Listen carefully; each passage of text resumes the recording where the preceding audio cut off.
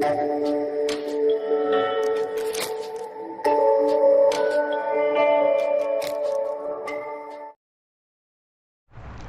Morning बच्चों। तो आज के लेक्चर को हम लोग स्टार्ट करते हैं बेटा। तो अगर लास्ट टर्न पे अगर बात करें फिजिक्स के लेक्चर पे, तो हमने आपको बताया था लास्ट टर्न पे हमने आपको इनफाइनाइट थिन शीट के कारण इलेक्ट्रिक फील्ड का आपको फार्मा बताया था कि इनफाइनाइट थिन शीट के कारण जो इलेक्ट्रिक फील्ड का फार्मा होता है वो सिग्मा अपान 2 एप्सिलॉन हमने डिस्क की मदद से निकाला था। मैंने हमने किसकी मदद से निकाला था? डिस्क। पहले हमने डिस्क की एक्सिस पे क्या निकाल लिया था? इलेक्ट्रिक फील्ड, ठीक है। उसके बाद फिर हमने क्या कर दिया था? हमने कहा था अगर रेडियस बहुत बड़ा इन्फिनिटी तरफ टेंड करेगा तो जो आपका इलेक्ट्रिक फील्ड होगा वो किसी तरह डिस्क किसी तरह बिहेव करेगा बेटा। जो आपका डिस्क है वो बिहेव करेगा इनफाइनाइट थिन शीट की तरह। किसकी तरह बिहेव करेगा बेटा? इनफाइनाइट थिन शीट की तरह। तो इलेक्ट्रिक फील्ड का जो फार्मूला आ रहा था वो आ रहा था सिग्मा अपान 2 एप्सिलॉन नॉट। और जो डिस्क के कारण इलेक्ट्रिक फील्ड का फार्मूला था एक्सिस पे वो क्या था बेटा? Sigma upon 2 epsilon nought. Electric field का फार्मूला क्या था? E बराबर sigma upon 2 epsilon nought bracket में 1 minus X upon under root में R square plus X square. और एक्स क्या होता था बेटा? एक्स आपका क्या था? एक्सिस के लॉन्ग सेंटर से जो डिस्टेंस, डिस्क के सेंटर से जो डिस्टेंस थी पॉइंट की जहाँ पर हमको इलेक्ट्रिक फील्ड निकालना था। आर था रेडियस था, सिग्मा का क्या था बेटा? Surface charge density. क्या थी बेटा? Surface charge density. ये सारी बातें थी। क्लियर बेटा? अब ध्यान से अगर हम बात करें, ये सारी बातें हो गई। तो हमने कल हमने बताया था कि जो यहाँ पे इलेक्ट्रिक फील्ड आता है इनफाइनाइट थिन शीट के कारण जो इलेक्ट्रिक फील्ड का फॉर्म आता है वो आता है सिग्मा अपान 2 एप्सिलॉन। वो कैसी इलेक्ट्रिक फील्ड होती है? कांस्टेंट इलेक्ट्रिक फील्ड, या इसी को हम बोलते हैं यूनिफॉर्म इलेक्ट्रिक फील्ड। क्या बोलते हैं बेटा? यूनिफॉर्म। अब बात करते हैं यूनिफॉर्म। तो हमारी जो बेटा यूनिफॉर्म इलेक्ट्रिक फील्ड होती है क्या होती है बेटा? यूनिफॉर्म। अब अगली हेडिंग डालते हैं बेटा यूनिफॉर्म इलेक्ट्रिक फील्ड। आप चाहो तो इसको कांस्टेंट इलेक्ट्रिक फील्ड बोल सकते हो। यूनिफॉर्म इलेक्ट्रिक फील्ड क्या होता है बेटा? सब पहले समझ लो। अगर हर जगह इलेक्ट्रिक फील्ड की वैल्यू सेम है, अगर हर जगह इलेक्ट्रिक फील्ड की वैल्यू सेम है तो उसे हम बोलते हैं यूनिफॉर्म इलेक्ट्रिक फील्ड। यूनिफॉर्म का मतलब हर जगह इलेक्ट्रिक फील्ड का मान क्या है बेटा? सेम है। कांस्टेंट भी आप बोल सकते हो, यूनिफॉर्म और कांस्टेंट इलेक्ट्रिक फील्ड। क्लियर है बेटा? आप इसको कांस्टेंट इलेक्ट्रिक फील्ड के नाम से भी बोल सकते हो। तो यूनिफॉर्म जो इलेक्ट्रिक फील्ड होता है उसको हम कैसे दिखाते हैं बेटा? उसको हम पैरेलल लाइन से दिखाते हैं। कांस्टेंट इलेक्ट्रिक फील्ड को हम कैसे दिखाते हैं? यूनिफॉर्म में कांस्टेंट इलेक्ट्रिक फील्ड को पैरेलल लाइन से। तो हमेशा ध्यान रखना, कहीं भी अगर कांस्टेंट इलेक्ट्रिक फील्ड आएगा उसको हम रिप्रेजेंट करने का तरीका क्या होता है? उसको पैरेलल लाइन से। यूनिफॉर्म कहने का मतलब है कि हर एक पॉइंट पर इलेक्ट्रिक फील्ड की वैल्यू क्या होगी बेटा? सेम होगी। क्या होगी बेटा? जो इलेक्ट्रिक फील्ड इस पॉइंट पर होगी वही इस पॉइंट पर होगी, वही हर पॉइंट पर इलेक्ट्रिक फील्ड का मान सेम होगा। क्लियर है बेटा? अब एक बात तो क्लियर हो गई कि electric field constant electric field को हम ऐसे रिप्रेजेंट करते हैं। कैसे बेटा? पैरेलल लाइन से। अब ये लाइंस क्या है इसके बारे में हम बात करेंगे। इनको बोलते हैं इलेक्ट्रिक फील्ड लाइंस। क्या बोलते हैं इनको? Electric field lines. इसके बारे में आज ही के लेक्चर में हम बात करेंगे, ठीक है। हम पढ़ेंगे इलेक्ट्रिक फील्ड लाइंस के बारे में। अब एक बात तो क्लियर हो गया कि बेटा जो यूनिफॉर्म इलेक्ट्रिक फील्ड ऐसे दिखाते हैं और जो अपना इनफाइनाइट थिन शीट है इसके कारण जो इलेक्ट्रिक फील्ड है वो कैसी है बेटा? यूनिफॉर्म है। और उसकी वैल्यू क्या है बेटा? उसकी वैल्यू है इलेक्ट्रिक फील्ड की value sigma upon 2 epsilon not. Uniform इसलिए है कि वो आर पे डिपेंड करता ही नहीं, चाहे डिस्क के पास लो चाहे दूर लो, इलेक्ट्रिक फील्ड की वैल्यू हमेशा क्या होगी? Sigma upon 2 epsilon not. अब बात करते हैं, अगर बताओ इलेक्ट्रिक फील्ड अगर हमारा कांस्टेंट है तो बताओ बॉडी पर जो फोर्स लगेगा वो कांस्टेंट होगा कि वेरिएबल होगा? कांस्टेंट। तो इसका मतलब अगर इलेक्ट्रिक फील्ड कांस्टेंट है तो ऐसे ही इलेक्ट्रिक फील्ड में अगर हम कोई चार्ज रखेंगे तो उस पर फोर्स भी कैसा लगेगा? कांस्टेंट। तो अगर किसी बॉडी पर कांस्टेंट फोर्स लग रहा है तो उसके पाथ क्या क्या हो सकते हैं, इन्हीं की हम चर्चा करेंगे बेटा। तो ध्यान से अगर आप देखो, अगर किसी बॉडी पर कांस्टेंट फोर्स लग रहा है, कैसा फोर्स लग रहा है? क्योंकि इलेक्ट्रिक फील्ड कांस्टेंट है तो फोर्स भी कैसा होगा बेटा? Constant force. कैसा फोर्स? Constant force. तो ध्यान रखना, अगर किसी बॉडी पर कांस्टेंट फोर्स लग रहा है, क्या लग रहा है बेटा? कांस्टेंट फोर्स लग रहा है, तो उसके पाथ क्या क्या हो सकते हैं? उसके ध्यान रखना केवल दो और दो ही पाथ हो सकते हैं। क्या क्या पाथ हो सकते हैं? एक तो या तो वो स्ट्रेट लाइन करेगा। दो कितने पाथ हो सकते हैं बेटा? अगर कोई भी ऑब्जेक्ट पर क्या लगा हो बेटा? कांस्टेंट फोर्स लगा हो तो उसके ध्यान रखना केवल कितने पाथ होते हैं? उसके केवल दो ही पाथ हो सकते हैं। क्लियर है बेटा? एक होगा या तो स्ट्रेट लाइन होगा पाथ, या तो स्ट्रेट लाइन पाथ होगा बेटा, या कैसा होगा बेटा? पैराबोला। दो पाथ हो सकते हैं बेटा, या तो स्ट्रेट लाइन या तो पैराबोला। दोबारा हम बोलते हैं बेटा कि अगर किसी बॉडी पर कांस्टेंट फोर्स लगा हो तो उसके कितने पाथ हो सकते हैं? तो उसके केवल दो ही पाथ हो सकते हैं, या तो वो स्ट्रेट लाइन करेगा या तो पैराबोला पाथ। क्लियर है बेटा? अब बात है सर हमें कैसे पता चला कि पाथ स्ट्रेट लाइन होगा या पैराबोला? तो इसके लिए सिंपल सी पहचान होगी। स्ट्रेट लाइन के लिए कंडीशन क्या होती है बेटा? कि जब ऑब्जेक्ट की वेलोसिटी फोर्स के या तो पैरेलल हो, फोर्स के पैरेलल हो और एंटी पैरेलल हो, और जो वेलोसिटी हो एंटी पैरेलल हो। क्या हो बेटा? एंटी पैरेलल हो फोर्स के। किसकी हो बेटा? समझ लो बेटा मैं क्या लिख रहा हूँ बेटा। मैंने क्या बोला? स्ट्रेट लाइन पाथ कब होता है? जब ऑब्जेक्ट की वेलोसिटी फोर्स के या तो पैरेलल, ये यू लिखा हूँ बेटा। क्लियर है? ऑब्जेक्ट की वेलोसिटी या तो फोर्स के पैरेलल हो, वी से दिखा देता हूँ ज़्यादा अच्छा रहेगा, तुमको कन्फ्यूजन हो रहा है, यू से आप समझ नहीं पा रहे वेलोसिटी, तो मैं वी से ही दिखा देता हूँ। अगर ऑब्जेक्ट की वेलोसिटी फोर्स के या तो पैरेलल हो या क्या हो बेटा? या फोर्स या वेलोसिटी फोर्स के क्या हो बेटा? एंटी पैरेलल हो, और बोलो, या आप बोल सकते हो कि वेलोसिटी क्या हो बेटा, जीरो हो। क्या हो बेटा, जीरो हो। इन तीनों केस में पाथ क्या होगा बेटा, स्ट्रेट लाइन। क्या होगा बेटा, स्ट्रेट लाइन। क्लियर करते हैं इस बात को, क्या सही भी है कि नहीं। सोचो ध्यान से बताओ, अगर हम कोई ब्लॉक को ऊपर से ड्रॉप करें, सोचो हमारा mg फोर्स कैसा है बेटा, mg फोर्स कैसा है बेटा, क्या कांस्टेंट फोर्स है ना, तो इसके केस में देख लेते हैं बेटा। सोचो अगर किसी ब्लॉक को किसी हाइट से ड्रॉप करो तो बताओ इनिशियल वेलोसिटी क्या है बेटा, जीरो। तो इनिशियल वेलोसिटी अगर जीरो है तो ध्यान बताओ, जब छोड़ते हो किसी ब्लॉक को तो कैसे आता है बेटा, क्या सीधे स्ट्रेट लाइन में आता है, तो पाथ कैसा होगा, स्ट्रेट लाइन। अब सोचो हमने किसी बॉल को लिया, अब बताओ इसका इस पर वेट किधर एक्ट करेगा बेटा, नीचे की तरफ। अब इस ब्लॉक को हमने ऊपर तरफ फेंका, किधर फेंका बेटा, ऊपर तरफ, तो वेलोसिटी किधर, डायरेक्शन किधर है बेटा, ऊपर की तरफ। इस पर फोर्स किधर लग रहा है, नीचे की तरफ। तो क्या बताओ फोर्स और वेलोसिटी एक दूसरे के एंटी पैरेलल है कि नहीं, हाँ। तो बताओ पाथ क्या होगा, स्ट्रेट लाइन जो ऊपर जाता है बेटा। किसी बॉल को ऊपर से फेंको छत से, ऐसे छत से हमने वर्टिकली फेंका, वर्टिकली इसलिए फेंका क्योंकि फोर्स का भी डायरेक्शन नीचे की तरफ है बेटा। तो बताओ छत से खड़े होकर हमने किसी बॉल को ऐसे नीचे फेंका, तो बताओ उसका वेट का, उस पर लगने वाला फोर्स जो उसका वेट है वो किधर है बेटा, नीचे की तरफ। वेलोसिटी भी किधर है, नीचे की तरफ। तो क्या वेलोसिटी और जो फोर्स है क्या दूसरे के पैरेलल है कि नहीं, तब बताओ तब भी पाथ क्या होता है, तब भी क्या होता है, स्ट्रेट लाइन। क्या होता है बेटा, स्ट्रेट लाइन। इसलिए एग्जाम्पल से बात क्लियर रखो बेटा कि स्ट्रेट लाइन पाथ कब होगा बेटा, जब फोर्स होगा वो वेलोसिटी के पैरेलल हो, या एंटी पैरेलल हो, या वेलोसिटी जीरो हो। इन तीनों केस में पाथ क्या होगा बेटा, स्ट्रेट लाइन। इसके अलावा कुछ भी हो बेटा, हमेशा कैसा पाथ होगा, पैराबोलिक, अदरवाइज पैराबोला। मेरी बात समझ रहे हो बेटा, अदरवाइज कहने का मतलब इसके अलावा कुछ भी हो तो पैराबोला। मतलब इसका मतलब वेलोसिटी और फोर्स के बीच में कोई एंगल हो तो पाथ कैसा होगा, पैराबोला। अब खुद ही सोच लो बेटा, सोचो ध्यान से बताओ, किसी बॉल को अगर हम लेके ग्राउंड से अगर थ्रो करते हैं, सोचो तो बॉल को हमने ऐसे थ्रो किया तो इस डायरेक्शन में जा रहा है, उसका वेट किधर लग रहा है, नीचे। तो क्या इनके बीच में कुछ ना कुछ एंगल है कि नहीं बेटा, तो पाथ कैसा होगा, पाथ आपका होगा पैराबोलिक। कैसा पाथ होगा बेटा, पैराबोलिक। क्लियर है बेटा। इसका मतलब अगर किसी बॉडी पर कांस्टेंट फोर्स लग रहा है तो उसके दो ही पाथ हो सकते हैं, उसके अलावा कोई पाथ नहीं हो सकता है। या तो वो स्ट्रेट लाइन पाथ में मूव करेगा या पैराबोला, या तो स्ट्रेट लाइन या तो पैराबोला। स्ट्रेट लाइन की कंडीशन क्या होती है, स्ट्रेट लाइन पर कैसे पहचानेंगे स्ट्रेट लाइन होगा, अगर वेलोसिटी फोर्स के या तो पैरेलल हो या एंटी पैरेलल हो या वेलोसिटी जीरो हो तो पाथ स्ट्रेट लाइन, अदरवाइज क्या होगा बेटा, पैराबोला होगा। अदरवाइज क्या होगा बेटा, पैराबोला। क्लियर है यहाँ तक सबको, हटाएं इसको, ठीक ठीक है बेटा। तो अब हम आगे बात करते हैं बेटा। सोचो जैसे हमने कह दिया, अब यहाँ पे देखो एग्जांपल में कैसे हम डिसाइड करेंगे कि पाथ स्ट्रेट लाइन होगा कि पैराबोला। हमने कह दिया कि मान लो यहाँ पर कोई चार्ज पार्टिकल है, ठीक है। इलेक्ट्रिक फील्ड हमारी किधर है बेटा, इलेक्ट्रिक फील्ड आगे की तरफ है ऐसे, ठीक है। अब सोचो ये चार्ज पार्टिकल है, अगर मैं इसको यहाँ छोड़ दूंगा, सोचो हमने इसको यहाँ से क्या कर दिया, एक चार्ज क्यू है बेटा जिसका मास है, इसको अब यहाँ से छोड़ दिया, क्या कर दिया बेटा, रिलीज्ड। समझो बेटा क्या होगा, अगर हम इसको यहाँ से रिलीज कर देंगे तो बताओ इनिशियल वेलोसिटी क्या है, जीरो। तो बताओ इस पर फोर्स किधर लगेगा, सोचो इलेक्ट्रिक फील्ड इधर की तरफ है तो इस पर फोर्स किधर लगेगा बेटा, आगे की तरफ लगेगा। तो जिधर फोर्स लगेगा क्या उधर ही जाएगा कि नहीं, तो कैसा पाथ होगा बेटा, सीधे ऐसे जाएगा बेटा। तो पाथ की कैसा है बेटा, स्ट्रेट लाइन पाथ। दिख रहा है बेटा सबको, समझो बेटा इसके example, straight line path. Clear है बेटा। अच्छा अब ध्यान से देखो अगला केस, ये हमारी इलेक्ट्रिक फील्ड है, ये हमारी क्या है बेटा, इलेक्ट्रिक फील्ड।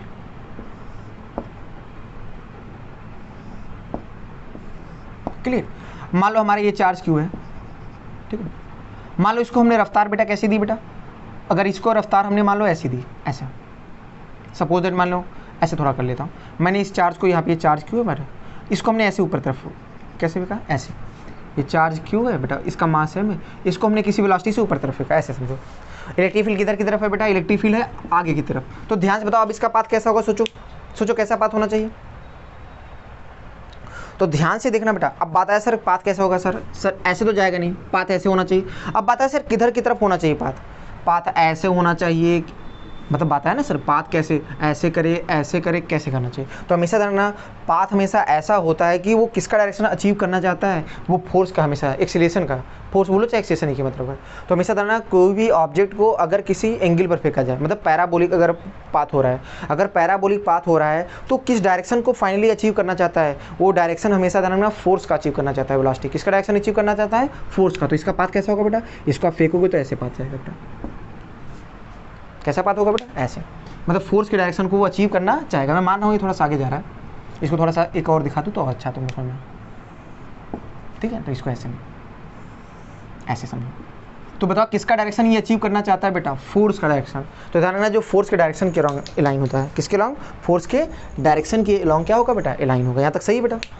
ये कुछ वैसा ही है जैसे आपको याद है छत से खड़े होकर अगर बॉल को ऐसे फेंको तो फेंकते कैसे हो बेटा, हॉरिजॉन्टली फेंका, लेकिन ध्यान से फाइनली बॉल कैसे गिरता है, वर्टिकली गिरता है। कैसे गिरता है, तो किसके डायरेक्शन को अचीव करना चाहता है velocity, velocity will always try to achieve the direction of force, direction of force. इस तरीके से मूव करता है बेटा प्रोजेक्टाइल पाथ में, कि हमेशा वो किसके डायरेक्शन को अचीव करना चाहता है, फोर्स। सोचो एक केस और देखते हैं बेटा,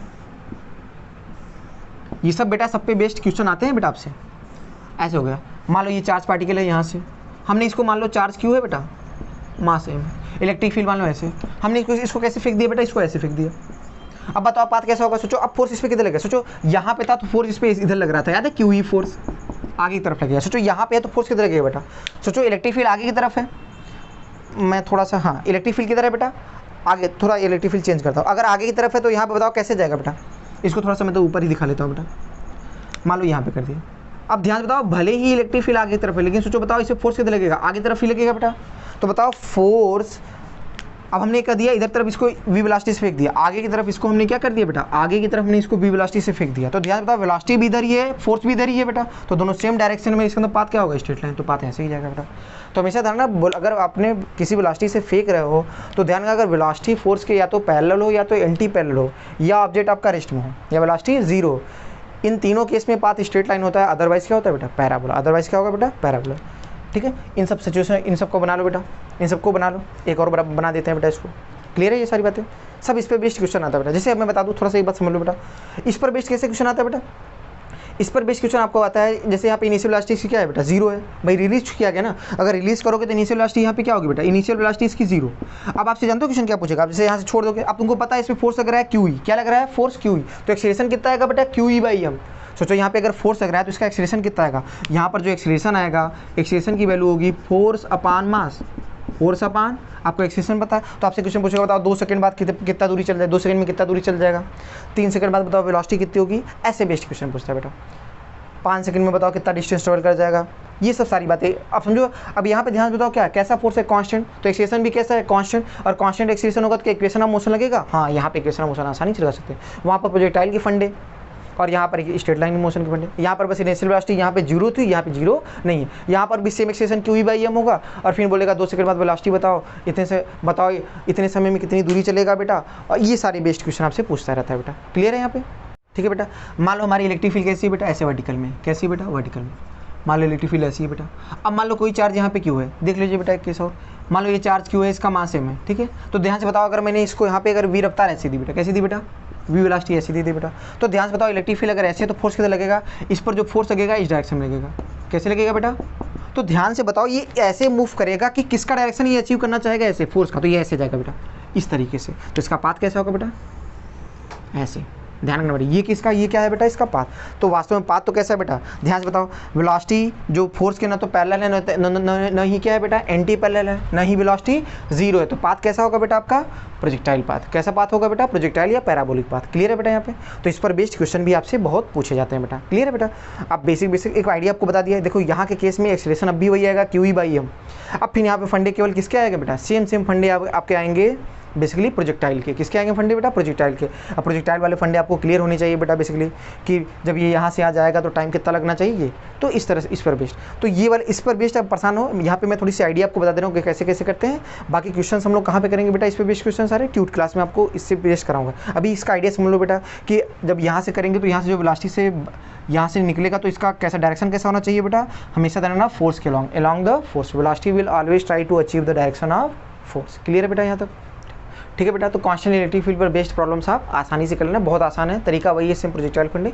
और इस पे बेस्ड क्वेश्चन जब आपको ट्यूट क्लास डिस्कस करेंगे तो उस पर बेस्ड क्वेश्चन काफी मिल जाएंगे। यहाँ पे बस आइडिया मैंने क्लियर कर दिया कि स्ट्रेट लाइन पाथ होगा तो आप ऐसे ऐसे करेंगे बेटा, प्रोजेक्टाइल पाथ होगा तो सिंपल सा वही फंडा लगाएंगे जो प्रोजेक्टाइल का आप सीखे थे बेटा, बेसिकली वही ना, टाइम ऑफ फ्लाइट, वो सारे फंडे, ठीक है। लेकिन बस ध्यान रखना, वो हमेशा रखना कि जैसे आपने प्रोजेक्टाइल में सीखा होगा कि पूरे मोशन को 2 डायरेक्शन में तोड़ लो, एक्स और वाई, हॉरिजॉन्टल डायरेक्शन में और वर्टिकल, वही वाले फंडे को इस्तेमाल करना बेटा।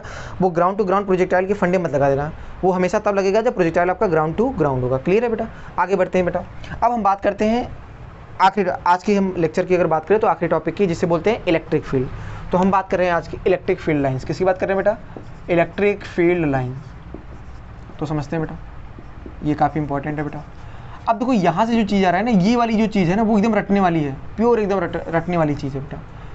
अगर आप रटे, आपको एकदम याद है बेटा, एकदम पूरा जैसे मुझे याद है एकदम वैसे ही आपको भी ये याद होना चाहिए बेटा। इलेक्ट्रिक फील्ड लाइंस के बारे में बात करें। अब बता सर इलेक्ट्रिक फील्ड लाइन होती क्या है, तो समझते बेटा इलेक्ट्रिक फील्ड लाइन कुछ और नहीं है बेटा, एक हाइपोथेटिकल कर्व होता है बेटा। ये समझो हमारे पूर्वज जैसे हमको बता दिए हैं कि भाई ऐसे ऐसे बनाना है तो वैसे ही हम बनाते हैं, ठीक है बेटा। तो बेसिकली इलेक्ट्रिक फील्ड लाइन होती क्या है, electric field lines are nothing but a hypothetical curve to represent electric fields of a charge और ऑफ अ चार्ज। क्लियर है बेटा। तो किसी भी चार्ज की इलेक्ट्रिक फील्ड को रिप्रेजेंट करना होता है तो हम किसका यूज करते हैं बेटा, इलेक्ट्रिक फील्ड लाइंस का। किसका यूज करते हैं बेटा, इलेक्ट्रिक फील्ड लाइन। तो बेसिकली इलेक्ट्रिक फील्ड लाइन करती क्या बेटा, किसी चार्ज की इलेक्ट्रिक फील्ड को रिप्रेजेंट करने के लिए हम किसका यूज करते हैं, इलेक्ट्रिक फील्ड लाइंस का इस्तेमाल करते हैं। क्लियर है बेटा। तो electric field lines are nothing but a hypothetical curve to represent electric field lines of a charge. अब वो चार्ज पॉइंट चार्ज भी हो सकता है, लाइन चार्ज कोई भी चार्ज होता है। क्लियर है बेटा।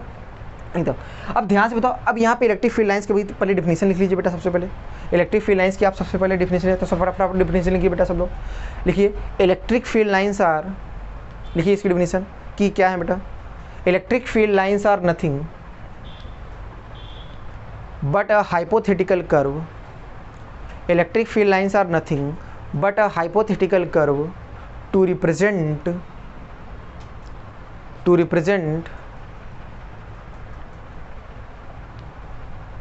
Electric field of a charge. Electric field of a charge. तो बेसिकली हम बात करें तो हम ये बात समझ गए बेटा कि किसी भी चार्ज की इलेक्ट्रिक फील्ड को रिप्रेजेंट करने के लिए हम किसका इस्तेमाल करते हैं बेटा, इलेक्ट्रिक फील्ड लाइंस का। क्लियर बेटा। तो सबने डिफिनेशन लिख लिया। अब आगे हम बढ़ते हैं बेटा। अब हम बात करते हैं इसकी प्रॉपर्टीज़। हमारे लिए क्या इंपॉर्टेंट है बेटा, इसकी प्रॉपर्टीज़। तो प्रॉपर्टीज़ पहले समझ लेते हैं बेटा, फिर एक साथ देखते हैं बेटा। पहले आप समझिए फटाफट मेरे साथ। तो सबसे पहले बात करते हैं, हमारे के लिए इंपॉर्टेंट है इलेक्ट्रिक फील्ड लाइंस की प्रॉपर्टी। तो इसकी प्रॉपर्टीज़ की बात करते हैं बेटा। तो आप चाहो तो लिख दो बेटा प्रॉपर्टीज़, ठीक है। इसके बाद देखिए properties of electric field lines. अब हम बात करते हैं बेटा इलेक्ट्रिक फील्ड लाइंस की प्रॉपर्टी। किसकी बात करते हैं, इलेक्ट्रिक फील्ड लाइंस की प्रॉपर्टी। तो चलो फटाफट लिखते हैं बेटा। देखिए प्रॉपर्टी आराम समझते चलिए बेटा, पहले सारी एक तरफ समझिए बेटा। सबसे पहली प्रॉपर्टी क्या है बेटा, समझिए बेटा। क्या बोला क्या गया बेटा कि जो कोई भी पॉइंट चार्ज होता है, क्या होता है बेटा, वो बल्ब की तरह होता है। कोई भी प्लस चार्ज होता है वो किसी तरफ होता है बेटा, बल्ब की तरह। वो चारों तरफ एनर्जी क्या रेडिली, इलेक्ट्रिक फील्ड लाइंस को रेडिली, जैसे बल्ब से रोशनी चारों तरफ निकलती है नहीं रेडिली, वैसे इलेक्ट्रिक फील्ड लाइंस आपकी रेडिली होती है। तो क्या बोला गया, जो पॉइंट चार्ज होते हैं क्या होता है बेटा, पॉइंट, उसकी इलेक्ट्रिक फील्ड लाइन कैसी होती है बेटा, ऐसे रेडिली, बल्ब की तरह। जैसे बल्ब से रेडिली रोशनी निकलती है ना बेटा, लाइट्स निकलती है, वैसे ही यहाँ पे। तो क्या बोला गया है, जो प्लस चार्ज होता है किसकी तरह होता है बेटा, प्लस चार्ज होता है बल्ब की तरह। किसकी तरह, ऐसे माइनस में क्या होता है बेटा, माइनस चार्ज आपके कैसे होंगे बेटा, पहले चलो। तो क्या बात है बेटा कि कभी भी इलेक्ट्रिक फील्ड लाइंस अगर आपको ड्रॉ करना तो हमेशा ऐसे याद रखिएगा बेटा कि 1 कूलम का चार्ज रख लो, 1 कूलम का चार्ज रख लो, उस पर जिस डायरेक्शन में फोर्स लगे बेटा, जैसे वो मूव करे बेटा 1 कूलम का चार्ज, वैसी हमारी लाइंस होंगी।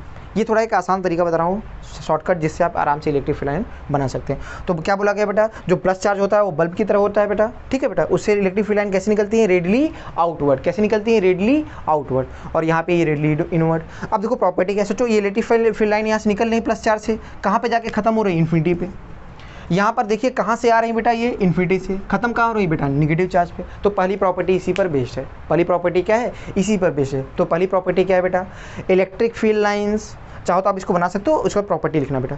तो पहले इनको बना के चाहो समझ लो बेटा खुद से, ठीक है। तो प्रॉपर्टी जब मैं बोल रहा हूँ, ठीक है, कल आते ही हम लोग लिखेंगे बेटा, पहले आज समझ लो बेटा, आज अपने दिमाग में सारी चीज़ समझ के रखनी है। तो पहली प्रॉपर्टी क्या है बेटा, electric field lines comes out from positive charge और इन्फिनिटी। प्लस चार्ज से भी निकलता है और इन्फिनिटी से भी निकलता है। Electric field lines comes out from positive charge और infinity and terminating at negative charge और इन्फिनिटी। नेगेटिव चार्ज और इन्फिनिटी। तो पहली प्रॉपर्टी क्या है बेटा, electric field lines comes out from positive charge और infinity and terminating at negative charge और इन्फिनिटी। क्लियर है बेटा। सिंपल सा मतलब क्या है कि जो इलेक्ट्रिक फील्ड लाइंस होती हैं वो प्लस चार्ज या इन्फिनिटी से क्या करती हैं, ओरिजिनेट करती हैं बेटा। क्या करती हैं, ओरिजिनेट करती हैं। और टर्मिनेट कहाँ करती हैं बेटा, माइनस चार्ज या इन्फिनिटी। तो इस प्रॉपर्टी दोबारा बोलते हैं, electric field lines originating from positive charge और infinity and terminating at negative charge और infinity। ये पहली प्रॉपर्टी है बेटा। ये क्या है बेटा, पहली प्रॉपर्टी। अब बात आते हैं दूसरी प्रॉपर्टी पे फटाफट। दूसरी प्रॉपर्टी क्या है बेटा, क्लियर है, फटाफट मैं लिखते जाऊँ, इसको मिटाते जाऊँ बेटा, ठीक, हम चूंकि इलेक्ट्रिक फील्ड लाइंस के बारे में बात करें, ये सारी बातें हो गई। ये प्रॉपर्टीज ही चल रही बेटा, ये पहली प्रॉपर्टी के लिए था। बात क्लियर बेटा, कैसे रिलेट करो आप समझो बेटा। और हम मिटाते भी चलते जा रहे हैं, आप बनाते भी चलिए। ठीक, अब बात करते हैं दूसरी प्रॉपर्टी। किसी बात करते हैं बेटा, दूसरी प्रॉपर्टी। तो दूसरी प्रॉपर्टी के लिए क्या बोला गया बेटा, दूसरी प्रॉपर्टी के लिए सिंपल सा बोला गया कि इलेक्ट्रिक फील्ड लाइन्स जो होती हैं, क्या होती है बेटा, इलेक्ट्रिक फील्ड लाइन के किसी भी पॉइंट पे जो टेंजेंट होता है, इलेक्ट्रिक फील्ड लाइन के किसी भी पॉइंट पे टेंजेंट होता है, वो किसका डायरेक्शन देता है, वो डायरेक्शन देता है इलेक्ट्रिक फील्ड का। किसका डायरेक्शन देता है, इलेक्ट्रिक फील्ड। साथ ही साथ वो किसका और डायरेक्शन देता है, इलेक्ट्रिक फोर्स का। किसका डायरेक्शन देता है, इलेक्ट्रिक फोर्स का भी। तो क्या बोला गया है बेटा कि मान लो कहीं पे हमारी इलेक्ट्रिक फील्ड लाइन ऐसी है सपोज, तो क्या बोला गया, इलेक्ट्रिक फील्ड लाइन की किसी भी पॉइंट पे जो टेंजेंट होता है वो किसका डायरेक्शन देता है बेटा, वो हमारा डायरेक्शन देता है इलेक्ट्रिक फील्ड का। किसका देता है बेटा, इलेक्ट्रिक फील्ड का। साथ ही साथ ये किसका देता है, इलेक्ट्रिक फोर्स का भी देता है। क्यों इलेक्ट्रिक फोर्स का दे सकता है बेटा, क्यों, चूंकि ए बराबर फॉर्मूला क्या होता है, क्यू ई, क्या होगा, ए बराबर क्यू ई। तो जो डायरेक्शन इलेक्ट्रिक फील्ड का क्या, वही फोर्स का। तो क्या बोला गया second property, the tangent at any point on the electric field lines gives the direction of electric field and electric force both. Electric field and electric force both. So electric field lines are also known as electric lines of forces. So electric field lines are also known as electric lines of forces. Clear बेटा। तो second property आपकी ये कि electric field line के किसी भी point पे जो टेंजेंट होता है, इलेक्ट्रिक फील्ड के साथ साथ इलेक्ट्रिक फोर्स का भी डायरेक्शन देता है। इसीलिए हम इलेक्ट्रिक फील्ड लाइंस को क्या बोलते हैं बेटा, इलेक्ट्रिक लाइंस ऑफ फोर्सेस के नाम से जानते हैं बेटा। क्लियर है बेटा। तो सेकंड प्रॉपर्टी हमारी ये थी। तो इस प्रॉपर्टी दोबारा बोलते हैं बेटा, ठीक है, प्रॉपर्टी दोबारा बोलते हैं, the tangent at any point on the electric field lines gives the direction of electric field and electric force both.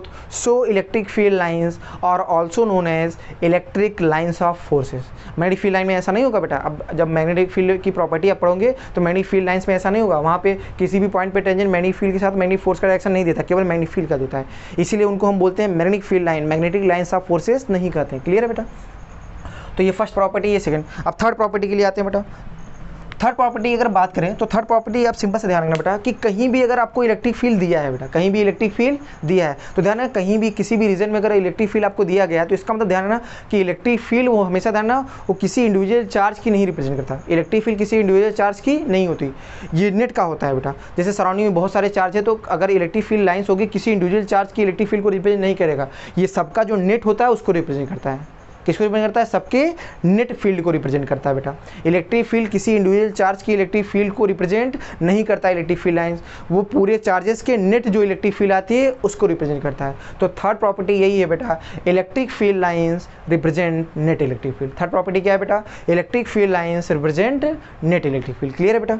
तो थर्ड आपको प्रॉपर्टी याद होनी चाहिए, electric field lines represent net electric field. और चौथी प्रॉपर्टी बात है बेटा, चौथी प्रॉपर्टी क्या है बेटा, चौथी प्रॉपर्टी है जो इलेक्ट्रिक फील्ड लाइन न ही एक दूसरे को कट करती है और न ही टच करती है। इलेक्ट्रिक फील्ड लाइन ऐसी भी नहीं होती बेटा, एक दूसरे को कट नहीं करती बेटा, ठीक है बेटा, और न ही टच करती है बेटा, ना ऐसे होंगी ना ऐसे होंगी बेटा, हमेशा ध्यान रखना बेटा। इलेक्ट्रिक फील्ड लाइन न ही टच करेंगी ना ही कट, ना ऐसी हो सकती है ना ऐसी हो सकती है। क्यों नहीं हो सकता बेटा, क्योंकि अगर कट करेंगे तो जिस पॉइंट पे कट किया वहाँ पे एक टेंजेंट होगा कि दो होगा बेटा, एक इधर वाली होगी और एक इधर।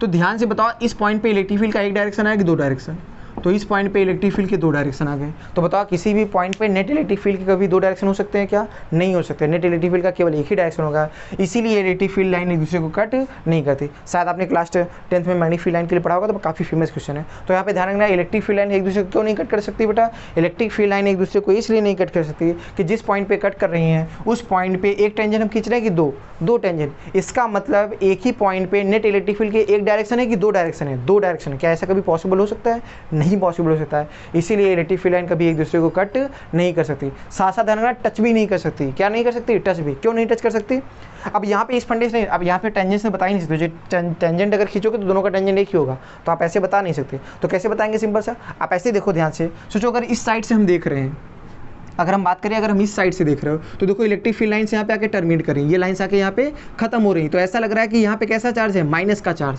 क्या लग रहा है बेटा, ये अगर इस साइड को हम ढक ले बेटा, अगर हम बात करें बेटा, अगर आप सोचिए, अगर मैं इस साइड से ऐसे ढक लूँ बेटा, तो ध्यान से आप देखो तो इधर से लाइन से कैसी आ रही है बेटा, ऐसा लग रहा है कि यहाँ पर क्या है, कोई माइनस चार्ज है। यहाँ पे आके क्या कर रही है, टर्मिनेट कर रही है।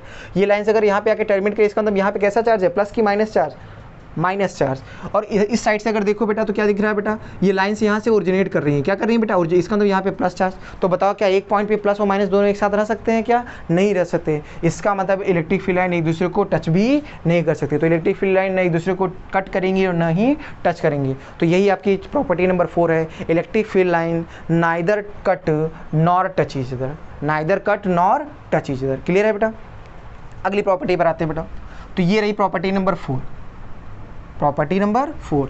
अब बात करते हैं प्रॉपर्टी नंबर 5 की। किसकी बात करते हैं, प्रॉपर्टी नंबर 5। तो प्रॉपर्टी नंबर 5 क्या है बेटा कि इलेक्ट्रिक फील्ड लाइंस कभी भी क्लोज लूप में एग्जिस्ट नहीं करती। क्या बोला गया बेटा, इलेक्ट्रिक फील्ड लाइन कभी ऐसे नहीं बनेंगी बेटा, कभी भी इलेक्ट्रिक फील्ड लाइन आप ऐसे नहीं देख सकते बेटा, ये गलत है, ऐसी इलेक्ट्रिक फील्ड लाइन कभी भी बन नहीं सकती।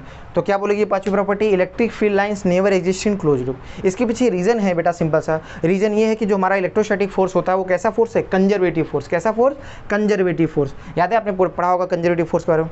कंजर्वेटिव फोर्स हम उन फोर्सेस को कहते हैं जिनका वर्क डन पाथ पे डिपेंड नहीं करता। क्लियर है बेटा।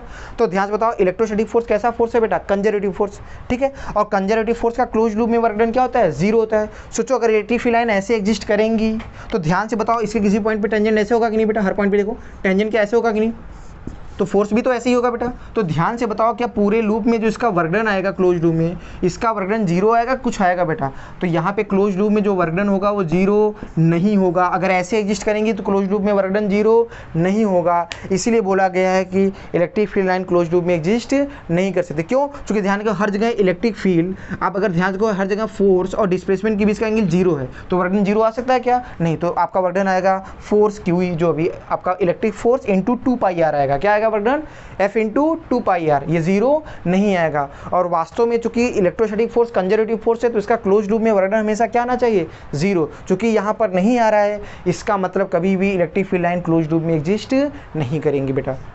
बाकी जिनको कंजर्वेटिव फोर्स के फंडे ना हो, इसके बाद हम जैसे इलेक्ट्रिक फील्ड लाइन जस्ट खत्म होता है इसके जस्ट बाद हम लोग चर्चा करेंगे पोटेंशियल की, तो वहाँ पर मैं इसको अच्छे से कंजर्वेटिव फोर्स के बारे में बताऊंगा, आपको एकदम दिक्कत नहीं होगी। क्लियर है बेटा। तो ये पांचवी प्रॉपर्टी है, electric field line exist in close loop. क्या है, exist in close loop. Clear है। तो ये प्रॉपर्टी नंबर 5 थी बेटा। क्या थी बेटा, property number 5, electric field line कभी भी क्लोज लूप में एग्जिस्ट नहीं करती। तो पांचवी प्रॉपर्टी क्या है, electric field line never exist in close loop. 6 property पे आते हैं बेटा। 6 प्रॉपर्टी क्या है बेटा, मान लो ऐसे हमारी इलेक्ट्रिक फील्ड लाइन है, कहीं पे इलेक्ट्रिक फील्ड लाइन ऐसी है बेटा। तो देखो ध्यान, अगर हमने कहा ये पॉइंट ए है, ये पॉइंट बी है, तो आपसे अगर मैं पूछूं बताओ ए पॉइंट पर इलेक्ट्रिक फील्ड ज़्यादा है कि बी पर, कहाँ पर ज़्यादा है बता सकते हैं आप, सोचो। या ए पॉइंट पर इलेक्ट्रिक फील्ड ज़्यादा है कि बी पर, सोचो कहाँ पर ज़्यादा है बेटा, ए पर ज़्यादा है। कैसे समझ में आया बेटा, क्योंकि यहाँ पर लाइंस पास पास है बेटा, लाइंस क्या है बेटा, पास पास है। तो अगली प्रॉपर्टी यही है बेटा कि जहाँ पर लाइंस की डेंसिटी क्या होगा, जहाँ पर इलेक्ट्रिक फील्ड लाइंस की डेंसिटी जितनी ज़्यादा होगी वहाँ पर इलेक्ट्रिक फील्ड उतना ही स्ट्रांग होगा, जहाँ पर इलेक्ट्रिक फील्ड लाइन की डेंसिटी जितनी कम होगी वहाँ इलेक्ट्रिक फील्ड उतना ही वीक होगा। तो अगली प्रॉपर्टी क्या है बेटा, अगली प्रॉपर्टी है if the density of electric field lines is high then electric field is strong and vice versa, and vice versa, मतलब इसका उल्टा भी वही होगा बेटा। क्लियर है बेटा। तो अब की छठी प्रॉपर्टी है, जहाँ पर इलेक्ट्रिक फील्ड लाइंस की डेंसिटी ज़्यादा होगी वहाँ पर इलेक्ट्रिक फील्ड स्ट्रॉन्ग होगा, जहाँ पर इलेक्ट्रिक फील्ड लाइन की डेंसिटी कम होगी वहाँ पर इलेक्ट्रिक फील्ड वीक। ठीक है बेटा। तो if the density of electric field lines is high then the electric field is strong and vice versa, and vice versa. तो ये आपकी कौन सी प्रॉपर्टी थी, छठी प्रॉपर्टी। क्लियर है। सातवीं प्रॉपर्टी देखते हैं बेटा।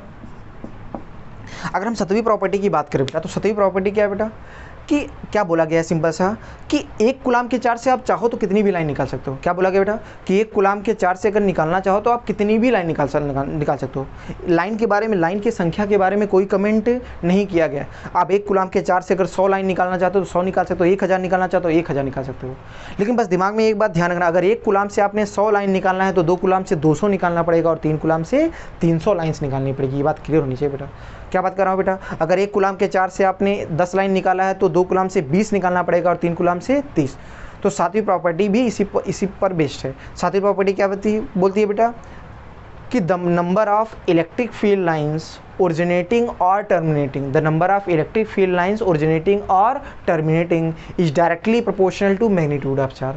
सातवीं प्रॉपर्टी क्या है बेटा कि आप 1 कूलाम के चार्ज से कितनी भी लाइन निकाल सकते हैं जितनी आपको सुविधा हो, लेकिन बस ये ध्यान रखना अगर 1 कूलाम के चार्ज से आप 10 लाइन निकाल रहे हैं तो 2 कूलाम के चार्ज से कितनी लाइन निकालनी पड़ेगी 20 और 3 कूलाम से 30 एंड सो ऑन। क्लियर है बेटा। तो बस यही होगा, बाकी लाइन्स की संख्या जो इतनी भी आप कंफर्ट हो, आप 4 निकालना चाहो 4 निकाल सकते हो, किसी भी चार्ज से 5 निकाल, बस ध्यान रखना अगर मैग्नीट्यूड को हम डबल कर रहे हैं तो डबल लाइन भी होनी चाहिए। क्लियर है बेटा, यही दिखाने का सही तरीका है। तो सातवीं प्रॉपर्टी भी यही है बेटा, if the density of electric field lines, sorry सातवीं प्रॉपर्टी क्या है बेटा, the number of electric field lines originating or terminating is directly proportional to magnitude of charge, is directly proportional to magnitude। सो इस property पर साथ focus करो तो ये गॉस लॉ का बेस है, समझो बेटा। गॉस लॉ यही बेस से रिलेटेड है बेटा, अगर ध्यान से देखो, ठीक है। बाद में बताएंगे कि जो ये number of electric field lines को हम क्या बोलते हैं, इलेक्ट्रिक फ्लक्स बोलते हैं, वो बात की बात है। क्लियर है। तो सातवीं प्रॉपर्टी सबको क्लियर है बेटा। अब बात करते हैं आठवीं प्रॉपर्टी, किसी बात करते हैं आठवीं प्रॉपर्टी। क्लियर है, ठीक है बेटा। तो अब हम आते हैं आखिरी प्रॉपर्टी आठवीं। तो आठवीं प्रॉपर्टी क्या है समझते हैं बेटा। आठवीं प्रॉपर्टी क्या है बेटा कि जो इलेक्ट्रिक फील्ड लाइंस होगी बेटा वो हमेशा कंटिन्यूस होगी, ऐसा नहीं कहीं टूटेंगी नहीं, ऐसा नहीं होगा इलेक्ट्रिक फील्ड लाइन आपको ऐसी दिखे बेटा, कहीं भी इलेक्ट्रिक फील्ड लाइन ना तो टूटती हैं, इलेक्ट्रिक फील्ड लाइन कहीं टूटेंगी नहीं। जब लाइन्स कहीं नहीं टूटेंगी तो इसे बोलते हैं हमेशा ना, जब लाइन टूट जाएगी तो ये बोलते हैं डिसकंटिन्यूस। क्या बोलते हैं बेटा, डिसकंटिन्यूस। तो ध्यान रखना डिसकंटिन्यूस कभी नहीं होती, हमेशा क्या होंगे बेटा, कंटिन्यूस होते हैं। तो क्या बोला गया अगली प्रॉपर्टी बेटा, electric field lines always continuous. Electric field lines हमेशा क्या होती है बेटा, कंटिन्यूस होती हैं बेटा। क्या होती है बेटा, कंटिन्यूस होती हैं और कहीं पर कोना बनाती नहीं है। मतलब electric field lines are neither, इसको बोलते हैं डिसकंटिन्यूस। जहाँ पे टूट जाती है इसको बोलते हैं डिसकंटिन्यूस। कंटिन्यूस मतलब आपका टूटे ना, और डिसकंटिन्यूस में जहाँ पे टूट जाए। तो अगर कहीं भी अगर कोई भी आपको कर्व टूटा हुआ दिखे तो इसका मतलब वहाँ पे डिसकंटिन्यूस है। और ऐसी भी नहीं होती बेटा, इलेक्ट्रिक फील्ड लाइन है तो ऐसी होती है, ना ही कहीं पे ऐसे आपको दिखेगी कोना टाइप का, आपको ऐसा भी नहीं दिखेगा बेटा, ठीक है। ऐसा कोना टाइप का भी नहीं दिखेगा, देखो यहाँ पे कोना बना रही ना, तो ऐसा भी आपको नहीं दिखेगा। इसे बोलते हैं नॉन डिफरेंशिएबल, ठीक है। इसे क्या बोलते हैं बेटा, नॉन डिफरेंशिएबल।